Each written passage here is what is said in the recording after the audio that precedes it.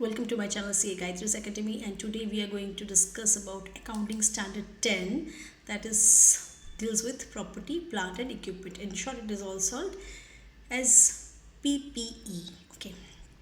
Earlier there was accounting standard 6, okay, and that was named as depreciation accounting. It was issued by ICAI and to provide guidance on accounting treatment for depreciation. Now what has happened, this accounting standard 6 has been withdrawn and its provisions have been merged into accounting standard 10 revised. Okay, so this accounting standard 10, it deals with property, plant and equipment along with the part of the depreciation which was in accounting standard 6 earlier. It has been withdrawn and now AS 10 has come into the view of dealing with plant, property and equipment along with the depreciation part also. This change was made to streamline the standards, okay, and provide a comprehensive framework for accounting for property, plant and equipment including depreciation. It has been done in such a way that हमें वो plant, property and equipments के बारे में हमें समझ सके, साथ में उसका जो depreciation part दोनों को ही deal कर रहा है accounting standard 10, the revised one. Okay. So transition to AS 10. Okay, with the revision of AS 10 the following changes occurred. क्या क्या change आया है? Depreciation is now part of AS 10. अभी depreciation AS 10 में आ गया है. क्या बोल रहे हैं? Comprehensive treatment of property, plant and equipment. Property, plant and equipment को with along with its depreciation एक साथ में deal किया जा रहा है. Enhanced disclosure requirements for depreciation methods and rates. क्या depreciation method हम use कर रहे हैं, क्या rates दे रहे हैं, वो उसका enhanced disclosure is there. Component accounting is mandated, requiring separate depreciation for significant parts of an asset with varying useful lives. Okay, component accounting is mandated means accounting जो करना है वो component के basis में हमें करना है, requiring separate depreciation for significant parts of an asset. Asset का significant parts अगर खरीदा गया उसका कैसे कैसे dealing किया जाएगा depending on its useful life of that assets. Okay. Accounting standard 10, that is AS 10, property, plant and equipment. This has been issued by ICAI and which provides guidance on the accounting treatment for tangible fixed assets. All the assets which are tangible fixed assets, for that accounting treatment has been stated.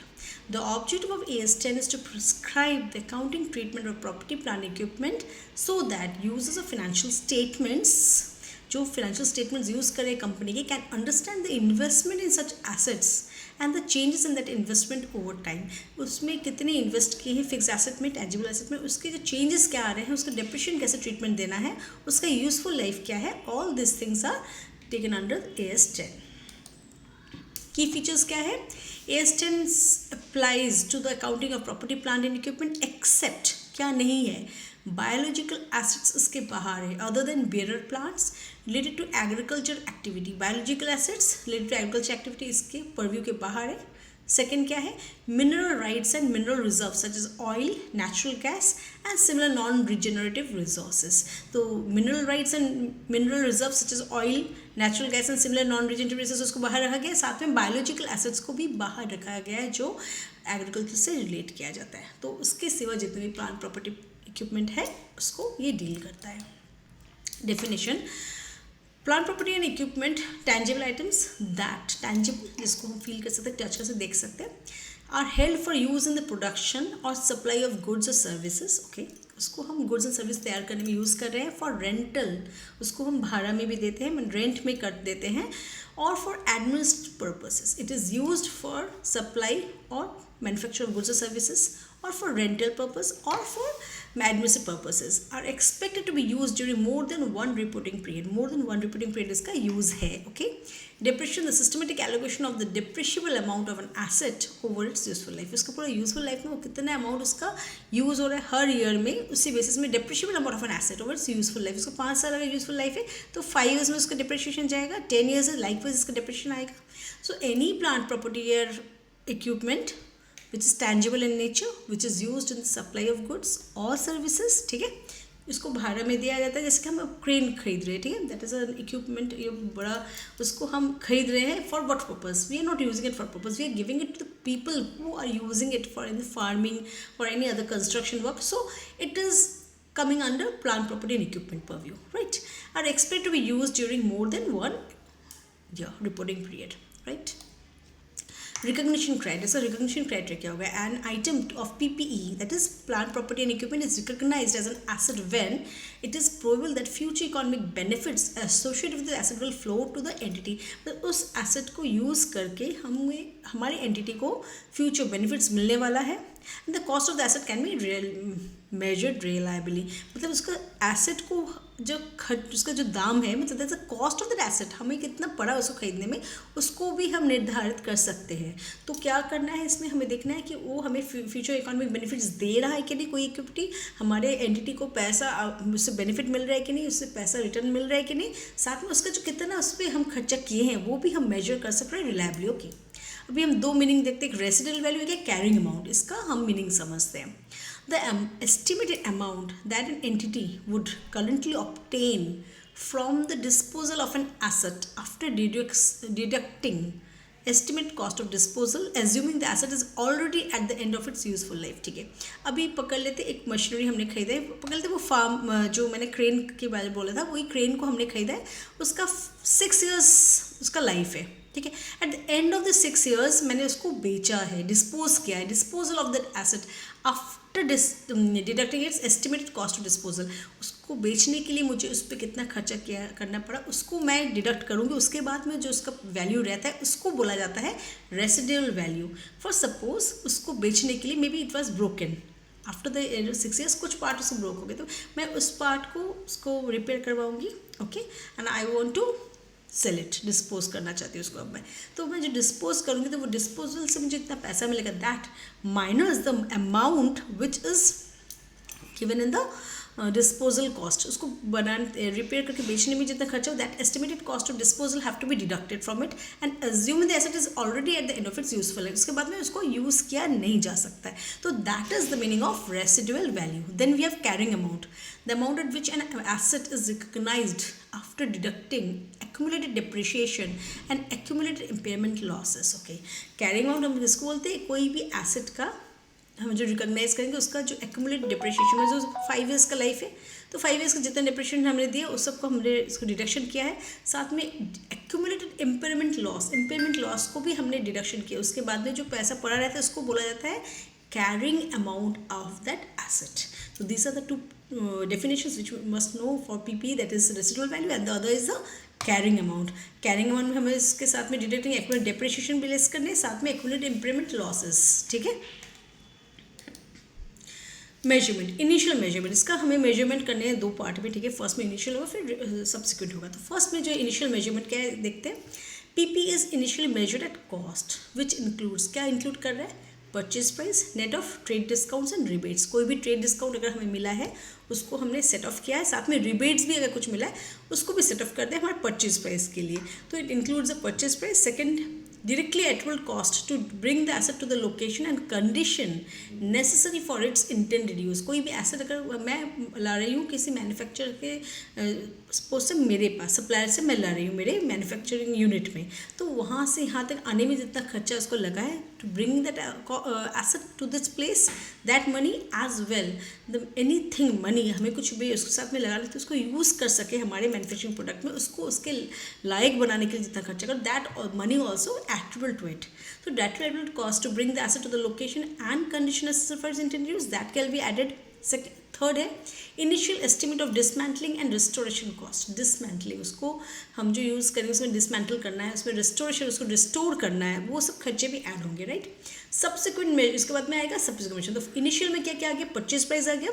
Second में जो सामान को हमने use करना है हमारे manufacturing unit पे, उसका जो प्राइस लाने के लिए हमारे यूनिट में मैन्युफैक्चरिंग यूनिट में लाने के लिए जो खर्चा लगा वो, साथ में कोई भी इंटेंड यूज में उसका लायक बनाने के लिए जो हमें खर्चा करना पड़ा, that money as well as उसका डिसमेंटलिंग, उसको डिसमेंटल करके हमें बीच में इनिशियल कॉस्ट में आएगा dismantle cost as well as restoration, उसको फिर से ठीक से काम में लगाने के लिए जो रिस्टोरेशन खर्चा लगा वो भी ऐड हो जाएगा इनिशियल मेजरमेंट जब हम करेंगे, राइट।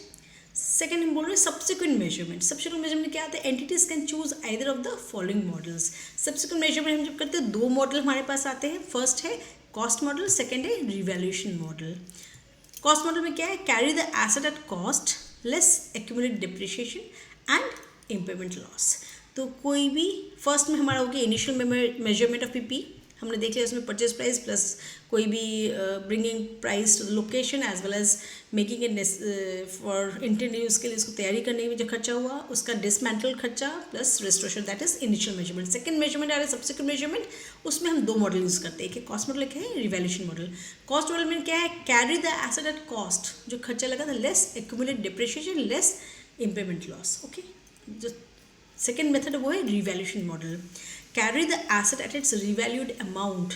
ठीक है, रिवैल्यूड अमाउंट, उसका जो अमाउंट अभी एट प्रेजेंट खड़ा हुआ है रिवैल्यूएशन करने के बाद वो amount being fair value at the date of revaluation, जिस दिन हम रिवैल्यू करें, सपोज मैंने उसको खरीदा जनवरी में, ठीक है, उसको मैं रिवैल्यूएशन करी eight the end of 31 March. Okay, तो 31 मार्च को उसका जो फेयर वैल्यू खड़ा हुआ है less accumulated depreciation and impairment loss. Okay, so 2 model हमारे पास है, एक है कॉस्ट मॉडल, एक है रिवैल्यूएशन मॉडल।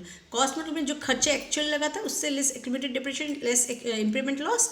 रिवैल्यूएशन मॉडल में रिवैल्यूएशन जिस डेट में करे उस दिन में उसका क्या प्राइस खड़ा है, fair market price of that item less the revaluation करने में जो खर्चा हुआ है, ठीक है, date of revaluation less accumulated depreciation जितना जमा था प्लस इम्पेयरमेंट लॉस। तो ये हो गया हमारा रिवैल्यूएशन मॉडल में calculation of the measurement, right? Okay, measurement in case of AS10 initial recognition हमने जो करा, इनिशियल इसको हम थोड़ा डिटेल्स में करें, जैसे कि कॉस्ट ऑफ एक्विजिशन। जो कॉस्ट ऑफ एक्विजिशन में क्या क्या आएगा उससे हम लेस करेंगे क्या क्या वो भी देखेंगे।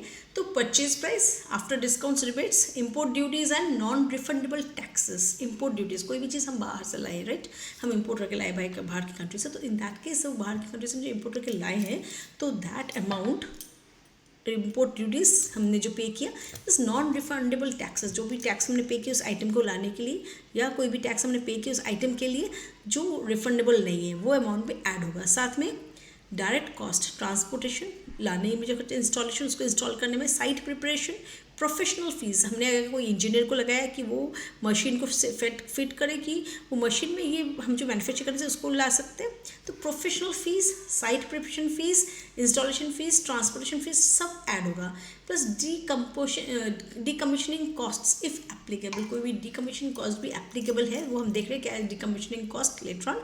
तो ये सब कॉस्ट हमारे आएंगे इनिशियल मेजरमेंट के उस केस में, that is the cost of acquisition. Okay, if PP is acquired through exchange, grant और self construction, special measurement rules apply.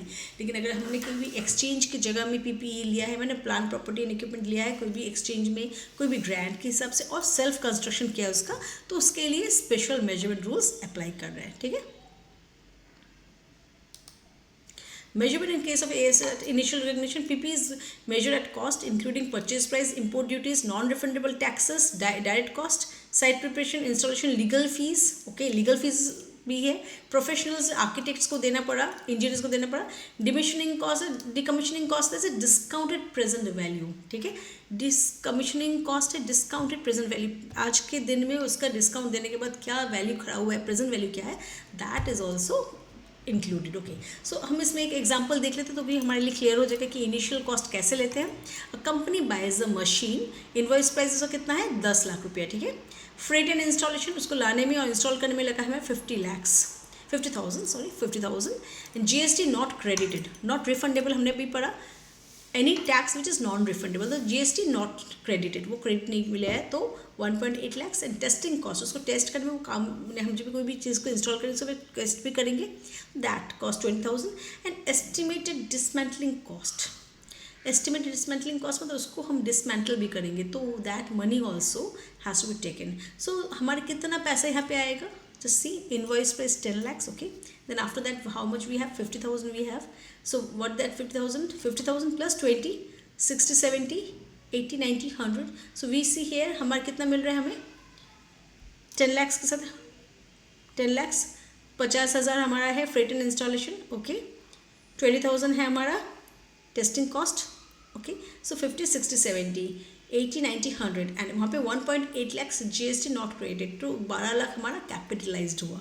Okay, how does it comes कि this is the whole amount money has to be added back to the purchase price. Okay, subsequent अब cost क्या आ रहा है, subsequent expenditures on PPE Example, major repairs, renovations or replacements are capitalized, okay, if they are enhance the future economic benefits of the asset. कोई भी asset का अगर value बढ़ता है, हमने कोई भी रेनोवेशंस किए, कोई मेजर रिपेयर्स किए, रिप्लेस किए कोई पार्ट, तो उसको हमें जो actual cost of the property है उसके साथ कैपिटलाइज कर देना, मैंने उसको ऐड बैक कर देना है, ठीक है, जो हमारे फ्यूचर इकोनॉमिक बेनिफिट्स कंपनी के बढ़ा रहे हैं, okay. Routine maintenance and major minor repairs are expensed in the profit and loss accounts, okay. लेकिन रूटीन मेंटेनेंस, वो जो प्रॉपर्टी हमने खरीदी है उसकी जो मेंटेनेंस कॉस्ट है, that will not be capitalized, as well as the expense for minor repairs, वो भी हमारा कैपिटलाइज नहीं होगा. वो क्या होगा, वो प्रॉफिट एंड लॉस में एक्सपेंस हम दिखा देंगे, ठीक है. लेकिन जो खर्चे हमने किए, मेजर रिपेयर किए हैं, हमने कोई रेनोवेशंस किए, रिप्लेसमेंट किए, उसको हमें क्या करना है, फ्यूचर इकोनॉमिक बेनिफिट हमें मिलेगा, उससे प्रॉपर्टी को इंपॉर्टेंस बढ़ जाएगा, उसका वैल्यू बढ़ जाएगा, तब उस पैसे को हमें कैपिटलाइज करने हैं, ठीक है. Suppose capitalisation versus expenses, capitalisation cost कौन सा होगा, कौन सा एक्सपेंस में जाएगा. Cost incurred after initial recognition should be evaluated, capitalise add to asset cost if it increases the useful life, efficiency or capacity, it replaces a major part. Example, engine replacement, कोई भी major part को हमने replace किया है, हमारे जो PPE हमने खरीदी है उसका यूजफुल लाइफ बढ़ा रहा है, उसका एफिशिएंसी बढ़ा रहा है, इसका कैपेसिटी बढ़ा है, तब हम उसको क्या करेंगे, कैपिटलाइज करेंगे, add to the asset cost. और उसको हम कब ट्रीट करेंगे, as expensed in profit and loss account, when it is taken for routine maintenance or minor repairs. It does not enhance the future benefits. Okay, capitalize, the factory owner replaces the entire roofing of 5 lakhs in his life by 10 years. उसको हम capitalise करेंगे क्योंकि उसने entire roofing किया है, 5 लाख रुपये हमें खर्चा हुआ, जो हमारे 10 years के बेनिफिट को बढ़ाएगा. और factory owner spends 50,000 on painting the roof, उसको पेंट किया, तो that is temporary and that will be taken as an expense and that will be charge to the profit and loss account. After initial recognition, PP can be measured using either cost model और revaluation. मतलब हमने पढ़ा cost model में हमने क्या ले रहे थे, cost less accumulated depreciation and impairment loss, और रिवैल्यूएशन मॉडल में लेते हैं revalued value at the revaluation date minus the impairment loss and depreciation. Let's see what are they given. If revaluation leads to an increase, it is credited to revaluation reserve. Okay, इसका भी हमारा दो treatment है. PP is carried at revalued amount, that is fair value at the date of revaluation, okay, less subsequent depreciation and impairment loss, okay. If revaluation करने में क्या हो रहा है, it is an leads to an increase, it is credited to revaluation reserve. तो उसको हम कहाँ लेके जाएंगे, revaluation reserve में ले जाएंगे अगर revaluation में हमारा increase हो रहा है, okay. और अगर revaluation हमारा less हो रहा है तब हम उसको क्या करेंगे, we will charge it to profit and loss unless it offsets a previous increase. Unless it offsets a previous increase अगर कोई एक बड़ा अमाउंट था उसको हमने इसी के इस जो रिवैल्यूएशन करने में अगर वो डिक्रीज हुआ है, हमारे प्रीवियस कोई इंक्रीज को ऑफसेट कर दे तो अलग बात है, नहीं तो we will charge it to profit and loss account, ठीक है. तो क्या हो रहा है, अगर रिवैल्यूएशन करने में हमारा पैसा बढ़ रहा है तो उसको हम दिखाएंगे क्रेडिट कहाँ करेंगे, रिवैल्यूएशन रिजर्व में, लेकिन अगर कम रहा है तो उसको हम चार्ज करेंगे प्रॉफिट एंड लॉस अकाउंट में. अगर प्रॉफिट एंड लॉस में हम चार्ज करने के जगह में उसको हमें क्या करना पड़ेगा, ऑफसेट कर सकते हैं वो डिक्रीज, और पहले का कोई भी इंक्रीज है जिसको ऑफसेट हो जा रहा है तो उसको हम ऑफसेट कर देंगे. अदरवाइज, ठीक है, रिवैल्यूएशन एसेट अगर रिजल्ट के लिए अगर डिक्रीज किया है, आगे कोई हमारा इंक्रीज था उसको हमने ऑफसेट कर दिया है, अगर ऑफसेट नहीं किया है तो हम उसको क्या करेंगे, चार्ज करेंगे प्रॉफिट एंड लॉस अकाउंट में, ठीक है. Okay, this is clear from the, I hope कि कॉस्ट मॉडल क्या है, कैसे ट्रीटमेंट कर, रिवैल्यूएशन मॉडल कैसे ट्रीटमेंट कर रहा है, वो भी क्लियर हो गया. Okay. Subsequent measurement, cost model versus revaluation model. After initial recognition, PP can be measured using cost model, commonly used. Okay. यहाँ पे PP is carried at cost less accumulated depreciation minus impairment loss. And revaluation model में क्या होता है, rarely use होता है, commonly हम क्या यूज़ करते हैं, cost model को ही यूज़ करते हैं. और जो revaluation model उसको बहुत rarely यूज़ करते हैं. PP is shown at fair value, depreciation, impairment. Okay. If revaluation amount increases, it is credited to revaluation reserve. Okay. If revaluation amount decreases, it is charged to profit and loss unless it sets off the previous surplus. Okay. A building bought, ठीक है, 1 करोड़ में हमने building is now worth rupees 1.5 crore, उसका अभी price हो गया 1.5 crore. Under cost model it remains at rupees 1 crore less depreciation, right, जितना depreciation उसको सेट करके हम 1 करोड़ रहा. Under revaluation it is recorded at 1.5 crore with 50 lakh credited to revaluation reserve, क्योंकि उसका प्राइस रिवैल्यूएशन करने में आज के दिन उसका प्राइस हो गया 1.5 करोड़, तो हमें उसे कॉस्ट में नहीं लेना, हमें रिवैल्यूड प्राइस में लेना है, fair price at the date of revaluation. तो 1.5 करोड़ उसका प्राइस होगा, ठीक है, and this 50 lakhs will be credit to the revaluation reserve. Depreciation is charge systematically over the useful life. Asset का जितना यूजफुल लाइफ है उसमें सिस्टमेटिकली उसको दिया जाता है। The depreciation method should reflect the pattern in which the asset's future economic benefits are consumed. वो depreciation हम इस तरीके से देंगे तो कि वो रिप्रेजेंट कर सके कि एसेट को कैसे यूज़ किया गया, उसका इकोनॉमिक बेनिफिट्स कैसे हम कंज्यूम किए, right.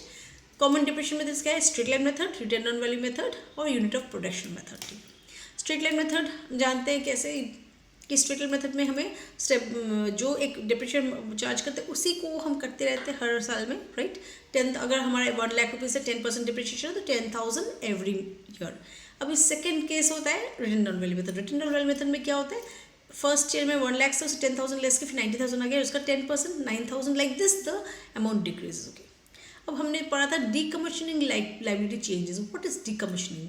Decommissioning liability refers to the estimated cost of dismantling, removing and restoring a site at the end of the useful life of an asset. These costs are included in the cost of PPE at initial recognition. हम जब initial recognition करते हैं तब हमने देखा था decommissioning cost भी आता है। क्या होता है? किसी भी चीज़ को हमने इंस्टॉल किया उससे खर्चे हुए हैं, ठीक है। अब जब उसको डिसमेंटल करेंगे, उसको हटाएंगे वहाँ से, वो साइट को हम रिस्टोर करेंगे फिर से प्रोडक्शन के लिए, तो जितने खर्चे हैं वो भी हमें ऐड करने। तो that is what we mean by decommissioning liability changes. Okay, any subsequent change in decommissioning liability due to change in estimates और डिस्काउंट रेट्स, कोई भी एस्टिमेट के द्वारा चेंज हुआ है या कोई discount rates are adjust to carrying amount of the PPE. Carrying amount हमने पहले पढ़ा था। What is a carrying amount? First में हमने स्टार्ट किया residual value and carrying amount, right. तो जो amount less the depreciation implement loss amount रहेगा that is the carrying amount of the asset, ठीक है। तो कोई भी चेंज हमारे लायबिलिटी के लिए आता है ड्यू टू द एस्टिमेट्स और discounts are adjusted to the carrying amount of the PP. दो जो पीपी ही मतलब प्लांट प्रॉपर्टी इक्विपमेंट है हमारा, उसका जो कॉस्ट के साथ एडजस्टमेंट करके आएगा अमाउंट, ठीक है, that is the decommission liability changes को सेट ऑफ करके आएगा, कैरिंग अमाउंट में एडजस्ट करेंगे। If the increase in liability exceeds the carrying amount assets, the excess is recognised in profit and loss. जो एक्सेस रहेगा उसको हम कहाँ लेके जाएंगे? प्रॉफिट एंड लॉस अकाउंट में इसको चार्ज करेंगे, रिकॉग्नाइज, ओके। अदरवाइज इसको हम एडजस्ट कर देंगे carrying amount of the PP. Decommissioning is restoration cost जिसको बोला जाता है। व्हेन एन एंटिटी एग्जांपल देख लेते हैं। व्हेन एंटिटी एक्वायर्स पीपी, ठीक है, it may have a legal obligation to remove, restore, decommission the asset at the end of its useful life. Okay, जब उसको यूज हो गया उसे हमें हटा देना है, ठीक है, डिसमेंटल करना है, legally we have to do it. Okay, in that case what that is restoration cost. उसको हमें कैसे ऐड करना है देखते हैं। Company installs an oil rig and estimates that it will cost rupees 10 crores to remove it after 20 years। 20 years हमने उससे oil company उससे हमने 10 करोड़ रुपये से इसको डिसमेंटल भी करने हैं। This 10 crores rupees is discounted to present value and added to the cost of PPE। तो इसी 10 करोड़ रुपये हमारा लगेगा, दिस डिसकमीशनिंग लायबिलिटी रेस्टोरेशन करने लगेगा। हमें पता है कि 10 करोड़ हमें लगेगा, तो उसको आज के वैल्यू में 10 करोड़ का क्या वैल्यू होगा उसको हम initial cost of the asset में एडअप कर देंगे, ठीक है। Any future changes in the estimate due to inflation, new regulations or technologies are adjusted to the assets cost। और फर्दर कभी भी कोई भी रिवैल्यूशन हुआ है, कोई भी इन्फ्लेशन हुआ है मार्केट में, इसके लिए प्राइस बढ़ गया है, जिसको हम रेस्टोरेशन कॉस्ट 10 करोड़ सोच रहे थे, मे बी वो 12 करोड़ हो गया है, या कोई न्यू रेगुलेशंस आए हैं जिसके लिए हमारे रेस्टोरेशन कॉस्ट का दाम भी बढ़ गया है, कोई भी टेक्नोलॉजी यूज हो गया जिसके लिए दाम कम गया, whatever this has to be adjusted with the assets cost. जो हमने इनिशियल में ऐड कर दिया था डिसमेंटलिंग कॉस्ट को प्रेजेंट वैल्यू में ऐड किया है, उसको हमें दिखाना पड़ेगा as per adjustments. If the asset has been fully depreciated and the liability increases, the excess amount is directly expensed to profit and loss account. Okay, वो जो एसेट जिसको हमने प्राइस को बढ़ाया था 10 करोड़ रुपीज़, डिसमेंटलिंग कॉस्ट को हमने add किया था, वो पूरा डिप्रिशिएट किया गया, उसका लायबिलिटी इंक्रीज हो गया, ठीक है। द एक्सेस अमाउंट उसको हम क्या करेंगे? चार्ज करेंगे प्रॉफिट एंड लॉस अकाउंट में, एक्सपेंसिव से दिखाएंगे। Hope this is understood. क्या बोल रहे हैं कि कोई भी खर्चा हम जब इनिशियल कॉस्ट मेथड में ले रहे थे, that was cost minus the accumulated depreciation minus the accumulated depreciation minus implement loss, उसमें हम क्या करते हैं? इनिशियल कॉस्ट में ऐड कर रहे थे जो जो खर्चा हमें लगा है इंस्टॉलेशन में, लाने में सामान को, फिर उसको कोई भी प्रोफेशनल एक्सपेंसेस लगे हैं, कोई भी टैक्सेस जो नॉन रिफंडेबल सब ऐड बैक किए थे, वैसे ही जो डिसमेंटलिंग कॉस्ट होंगे या डीकमीशनिंग लायबिलिटी चेंज हुआ है, वो डीकमीशनिंग खर्चे हुए हैं उसको ऐड बैक करना है टू द प्रेजेंट वैल्यू 10 साल बाद उसका 10 करोड़ लगेगा, तो आज के दिन में उसका क्या प्रेजेंट वैल्यू होना चाहिए, ठीक है, as per this present value वो हम उसको उसी वैल्यू में ऐड करें कॉस्ट में, इनिशियल कॉस्ट में। लेकिन हम देखते हैं due to inflation in the market वो प्राइस बढ़ गया है या कम गया, लाइकवाइज हमें उसको एडजस्टमेंट करना है उस कॉस्ट के। और अगर बढ़ चुका है, हमारा पूरा एसेट जा चुका है, it's already used and nothing is left, liability increase कर गया, तो उसको हम क्या करेंगे, इन दैट केस इन्फ्लेशन के लिए दाम बढ़ गया, भाई 12 करोड़ हमने जो दिखा नहीं सकते, there is no more of the asset का वैल्यू नहीं एडजस्ट कर सकते, तब उसको दिखाएंगे as an expense in the profit and loss account. Compensation against impairment. Okay, if an item of PPE is impaired, that is, it is recoverable amount falls below its carrying amount. Okay, and impairment loss is recognized. Okay, जब हम recover कोई भी asset है हमारा empire हो गया, recoverable amount मैंने उसको बेचने के बाद जो हमें पैसा मिला वो हमारे गिर जाते हैं उसके कैरिंग अमाउंट से, ठीक है, so we can say the carrying amount is more than the recoverable amount, then an impairment loss is recognised, हमें एक इम्पेयरमेंट लॉस मिलता है।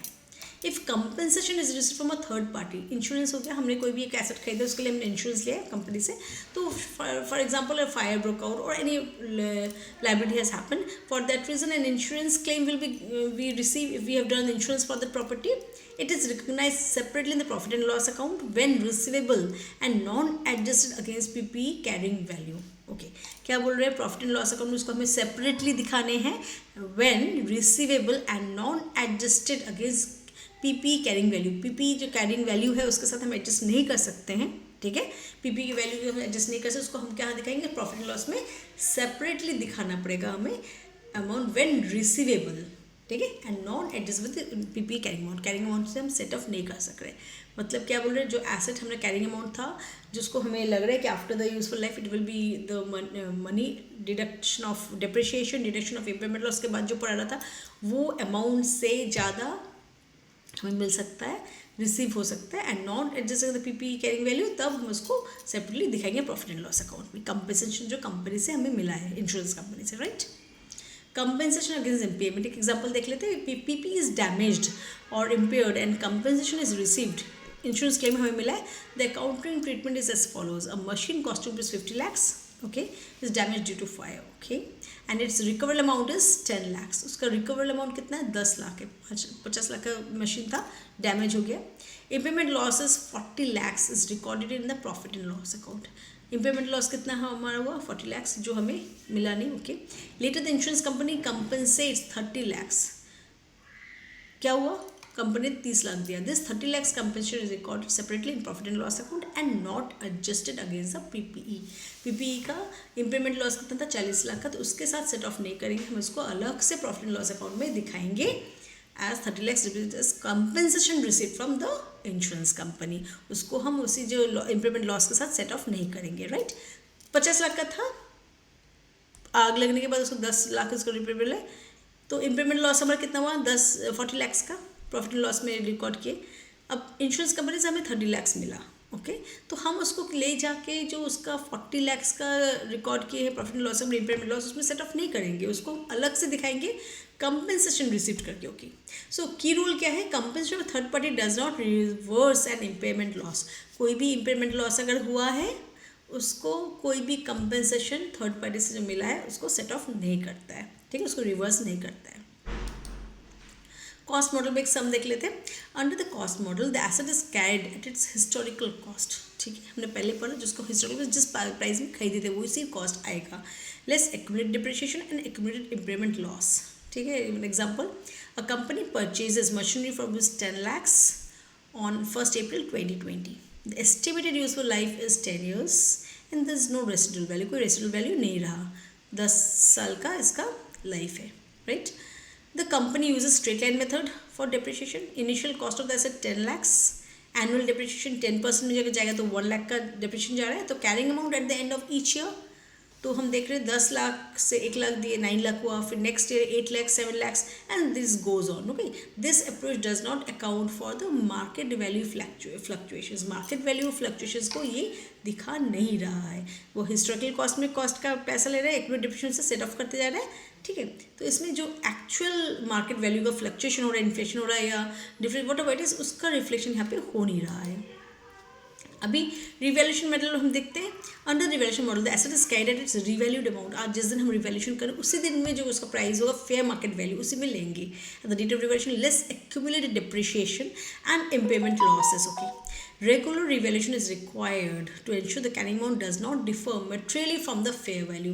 तो उसका जो carrying amount है, carrying amount मतलब जो asset रह गया है उसका जो after accumulated depreciation and impairment loss के बाद जो amount पड़ा वो differ नहीं करता fair market value में. उसको जो क्या होना चाहिए, rate होना चाहिए आज के दिन में, वो नहीं होना चाहिए. difference should not be there. Okay, let's see an example.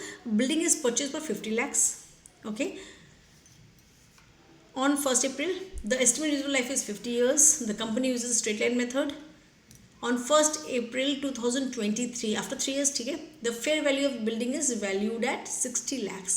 3 साल बाद उसका fair value क्या खड़ा हुआ है, 60 lakhs. So value उसका change हो गया. Okay, here how we will the initial क्या cost क्या था, 50 लाख. Depreciation per year कितना होना चाहिए, straight line method में है तो 50,000. Okay, 1 lakh. Carrying amount of the March 31 2023 3 bar 3 lakhs के सेट ऑफ होगा तो 47,000 रहता है.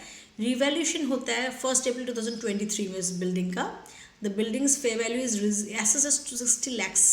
ओके, तो उसका वैल्यू खड़ा हुआ है 47 lakhs में. उसका आज का दिन में वैल्यू कितना है, 60 lakhs. Adjust carrying amount, so increase by 13,000. कितने से इंक्रीज हुआ, इन्फ्लेशन हुआ है 13,000. ओके, जनरल एंट्री क्या होना चाहिए, building account debit to revaluation reserve. तो रिवैल्यूएशन होने के लिए कितना बड़ा, उसको हम कहाँ क्रेडिट करेंगे, रिवैल्यूएशन रिजर्व में ले जाएंगे. ठीक है, प्राइस था 50,000, डिप्रिसिएशन स्ट्रेट लाइन मेथड में दिए तो 47 खड़ा हुआ 3 इयर्स के बाद में. उस दिन उसका जब रिवैल्यूएशन हुआ उसका निकला 60 lakhs. तो कितना इंक्रीज हुआ, 13 lakhs. उसको कहाँ लेके जाएंगे, रिवैल्यूएशन रिजर्व. इसको क्रेडिट करेंगे. किसको डेबिट करेंगे, बिल्डिंग को जिसका प्राइस बढ़ा है, right. Depreciation post revaluation, revaluation होने के बाद डेप्रिसिएशन कैसे देंगे. New depreciation amount is 60 lakhs. Remaining useful life 47 years. New annual depreciation अभी क्या होगा, 60,000 डिवाइडेड बाय 47 ईयर्स. तो अभी हमें क्या रिवैल्यूएशन मेथड में क्या करना पड़ेगा, जो एक्चुअल कॉस्ट उसको नहीं लेंगे, जो रिवैल्यूड कॉस्ट हमारा आया उसी को लेना है, क्योंकि हमने ऑलरेडी रिवैल्यूएशन रिजर्व में 13 lakhs दिखा दिया है. ठीक है, क्रिएट कर दिया है. तो now we will take 60,000 as the price of the building and उससे हम क्या करेंगे, 47 ईयर्स को डिवाइड करेंगे. So it comes to 1,27,660 approx. तो आई होप कि ये क्लियर हो रहा है कि अगर हम इनिशियल कॉस्ट मेथड में ले रहे हैं और अगर हम रिवैल्यूएशन मॉडल में ले रहे हैं तो इसका क्या डिफरेंस आ रहा है, right. Comparison of the models. These models offer different approaches to reflecting the value of assets in financial statements. Aspect क्या है, cost model, revaluation model initial measurement historical cost में लेते हैं और रिवैल्यूएशन मॉडल में भी हिस्टोरिकल कॉस्ट इनिशियल मेजरमेंट में होता है. सब्सिक्वेंट मेजर में क्या है, cost less depreciation and impairment. ठीक है, ध्यान से देखिए यहाँ पे क्या है, इनिशियल मेजरमेंट में दोनों का ही हिस्टोरिकल कॉस्ट आएगा, कॉस्ट मॉडल में भी रिवैल्यूएशन मॉडल में भी. सब्सिक्वेंट मेजरमेंट में cost less depreciation less impairment cost, और उसमें क्या आएगा रिवैल्यूएशन में, fair value less depreciation and impairment. Market value क्या होगा, नॉट कंसिडर्ड. उसमें कंसिडर्ड क्या आता है, थ्रू रेगुलर रिवैल्यूएशन किया जाता है. रिवैल्यूएशन मेथड में रिपोर्ट करता है lower carrying amounts. Lower carrying amounts होगी क्योंकि दाम करते जाता है, higher carrying amounts reflecting market value. तो कैरिंग अमाउंट्स हायर है क्योंकि इसका तो हम देख रहे हैं जो 50 था वो 60 हो गया, तो उसका कैरिंग अमाउंट भी बढ़ेगा ना, कमेगा नहीं. लेकिन जब हम कॉस्ट मॉडल में करेंगे कमते रहेगा. इम्पैक्ट ऑन इक्विटी, कोई इम्पैक्ट नहीं है कॉस्ट मॉडल में यूज़ करते. जब रिवैल्यूएशन मॉडल में increase revaluation reserve in equity, revaluation reserve जो हमारा बढ़ रहा है, हमने देखा उनमें 13,000 हमारा रिवैल्यूएशन रिजर्व में क्रिएट हुआ, that is increasing the equity, right.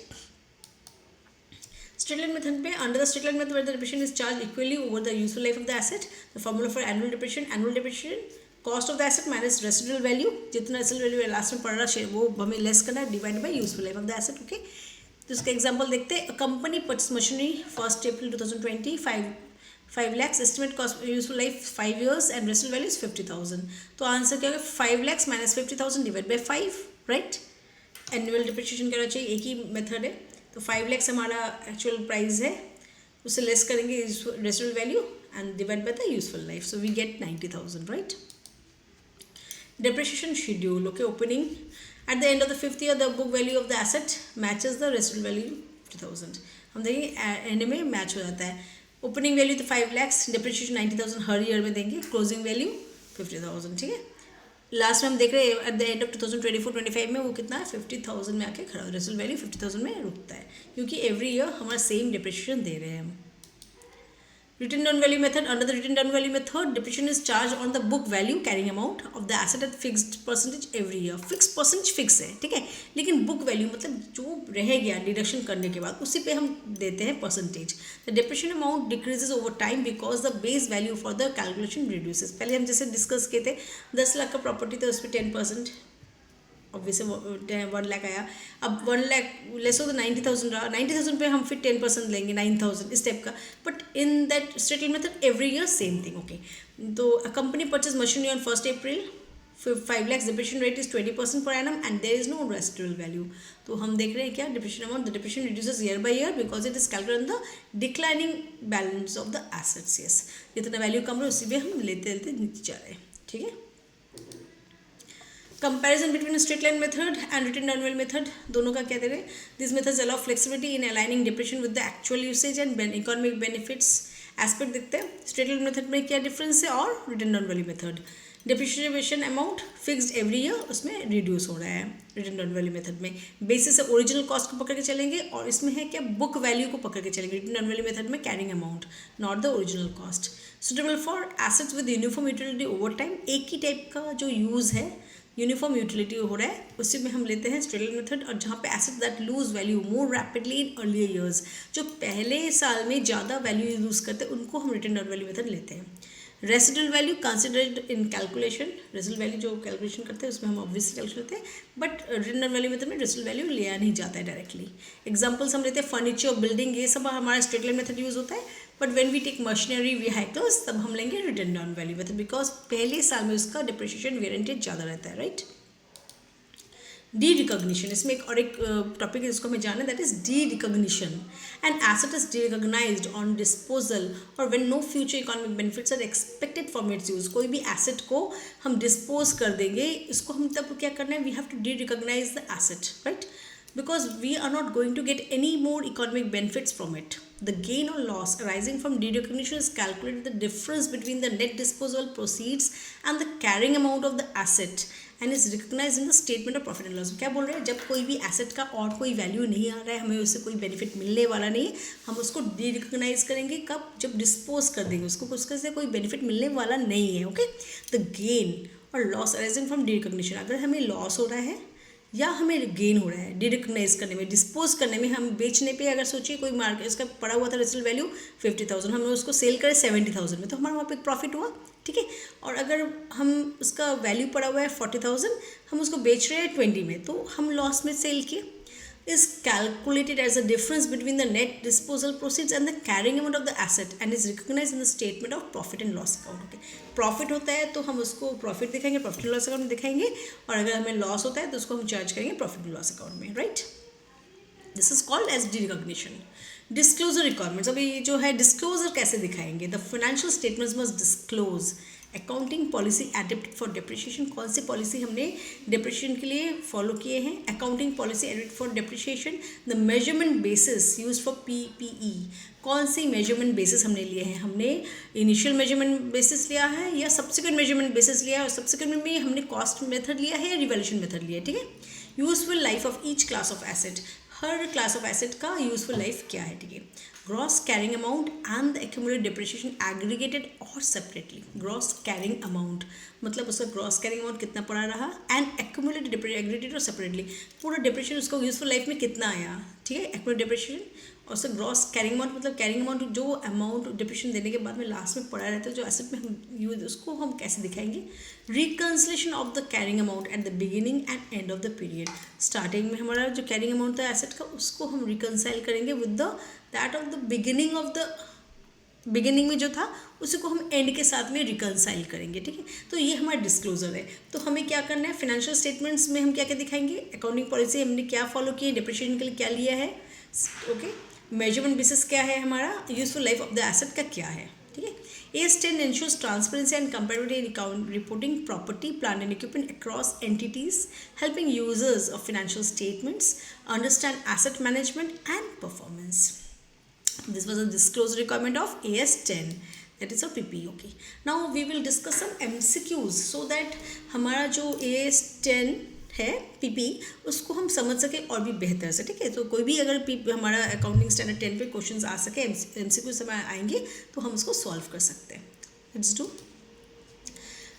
MCQs कर रहे हैं। AS10 revise applies to which of the following? Biological assets other than bearer plants, goodwill, property plant and equipment, mineral reserve such as oil and natural gas. हमने पहले ही देखा था कि वो कौन सी चीज़ को इंक्लूड नहीं करता, दैट इज टैंजिबल एसेट को इंक्लूड करता है। Okay, only tangible asset. तो goodwill is intangible, it will not come.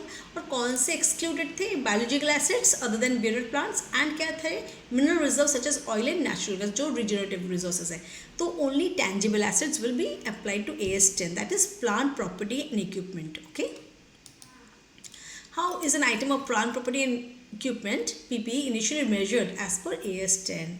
At fair value, at cost, at realizable value, at replacement cost. हमने पढ़ा था उसका वैल्यू ऑलवेज एट कॉस्ट ही होता है। तो initial measurement is always taken at historical cost, ठीक है, at cost.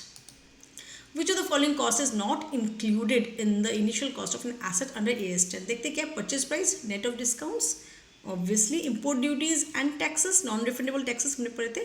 Cost of employee training for using the asset, जो एसेट को जो एम्प्लॉई यूज़ करे उसका जो खर्चा लगा हमें, इंस्टॉलेशन एंड टेस्टिंग कॉस्ट। तो यहाँ पे क्वेश्चन के ऐसे कोई क्वेश्चन जहाँ पे नॉट है, we have to very attentive, not included मतलब उसको नहीं लेना इनिशियल कॉस्ट में। तो हम क्या नहीं लेंगे यहाँ पे?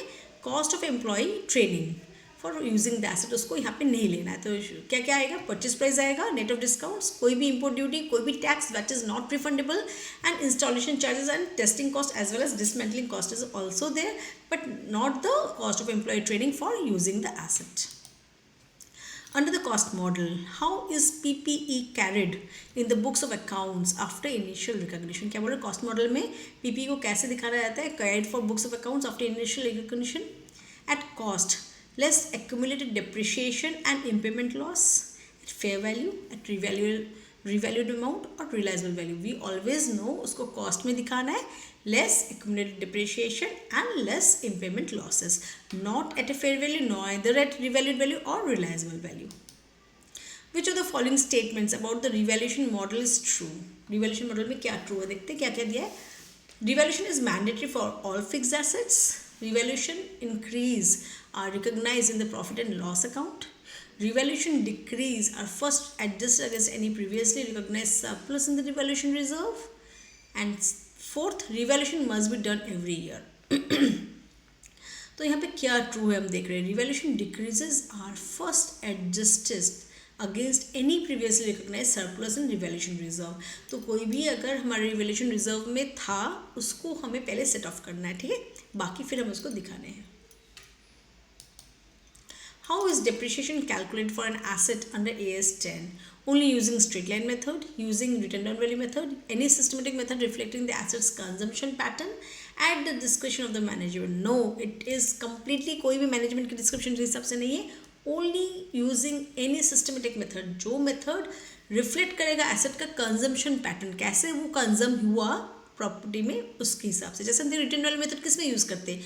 जो एसेट्स अर्ली ईयर्स में ज़्यादा कंजम्पशन होते हैं उसमें रिटर्न वैल्यू मेथड करते हैं, और जो इक्वली होते हैं होल आउट 3 लाइफ उसमें हम ये फॉलो करते हैं straight line method. Okay, so it is always any systematic method reflecting the assets consumption pattern.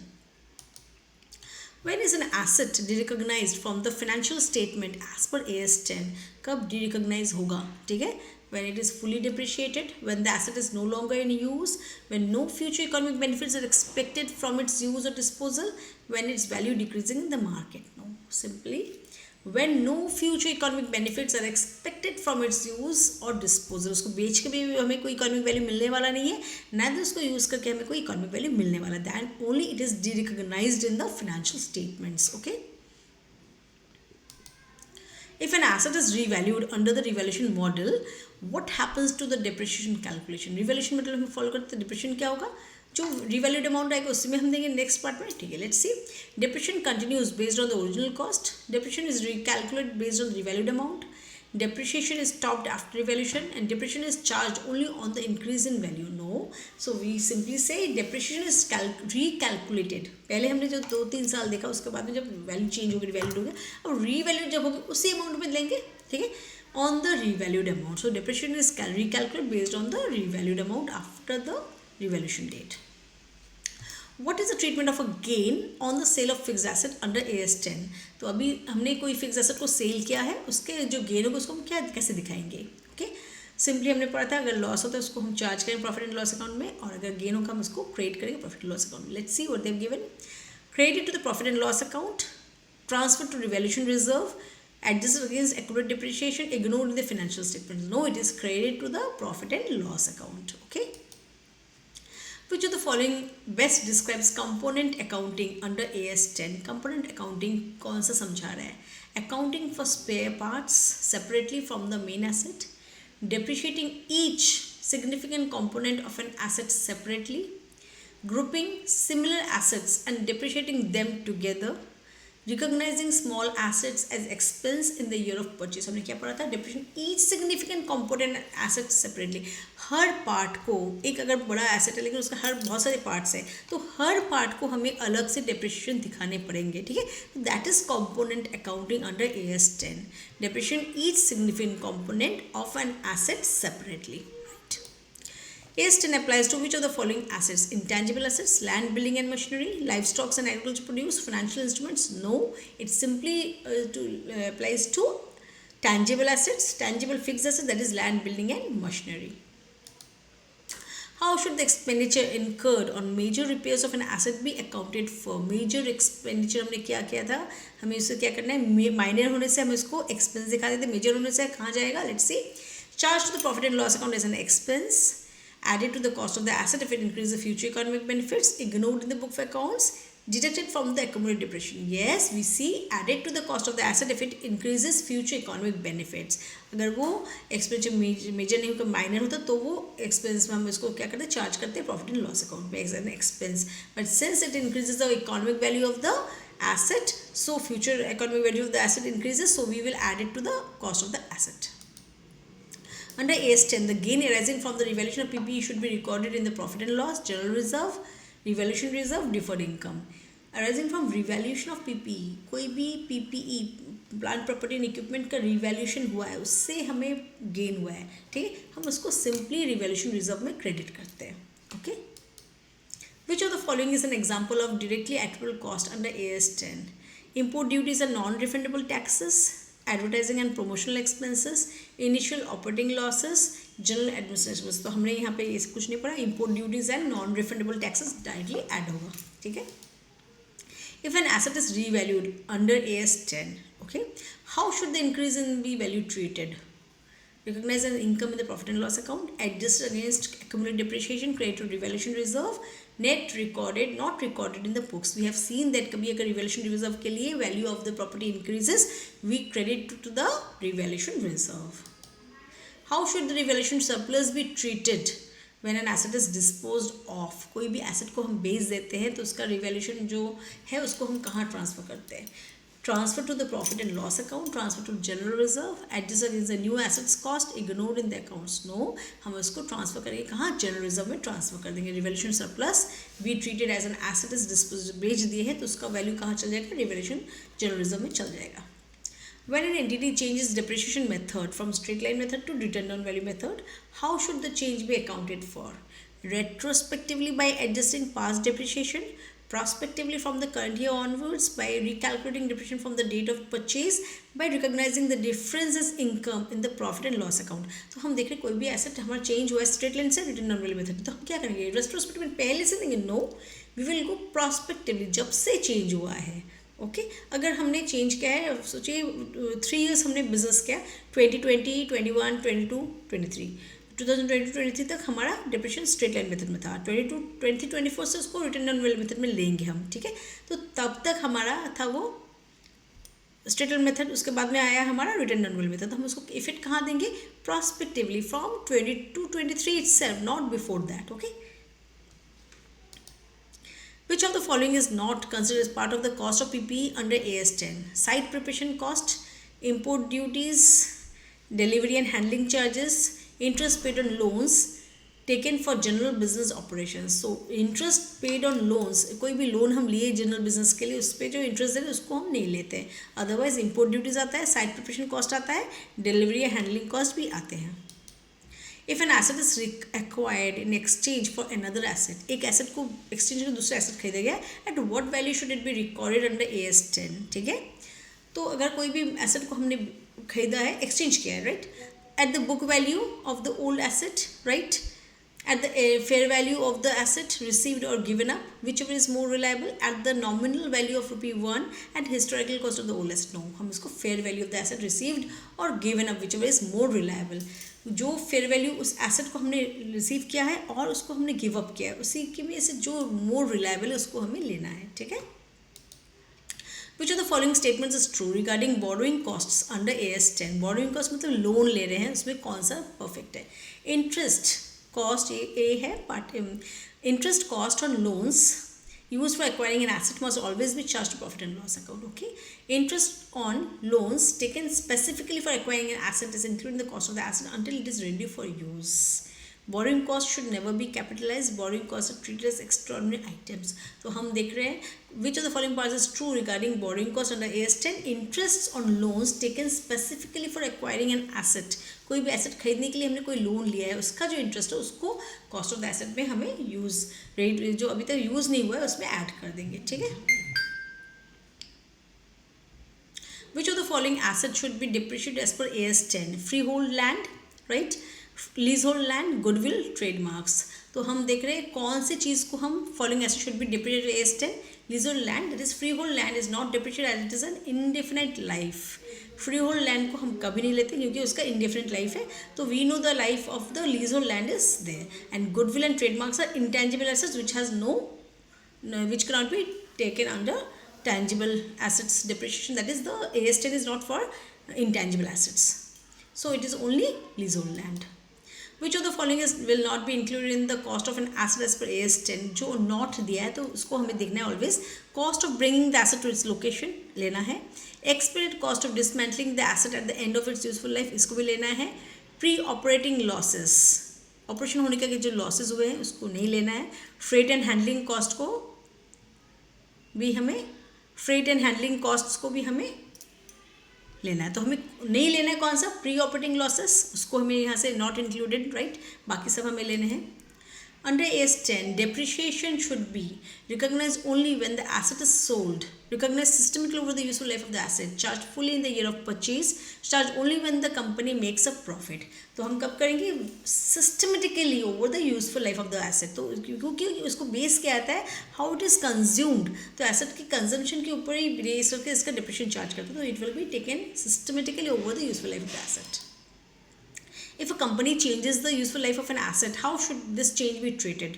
Retrospectively by adjusting prior year profits, prospectively by adjusting depreciation from the current year onwards, by writing off the asset immediately, by reverse past depreciation. Prospectively हमें दिखाना है, okay? Prospectively by adjusting depreciation from the current year onwards. AS 10, under AS 10, if an entity adopts a revaluation model, how often should revaluation be performed? Every year? Only once in a time of the purchase, sufficiently regularly so that the carrying amount does not differ materially from the fair value, and every 5 years. No, ऐसे कोई fix नहीं है. तो it should be sufficiently regularly so that the carrying amount कभी भी does not differ from the materially from the fair value. Thanks for watching, and if you like this video, please do like and subscribe for more such videos in future. Thank you.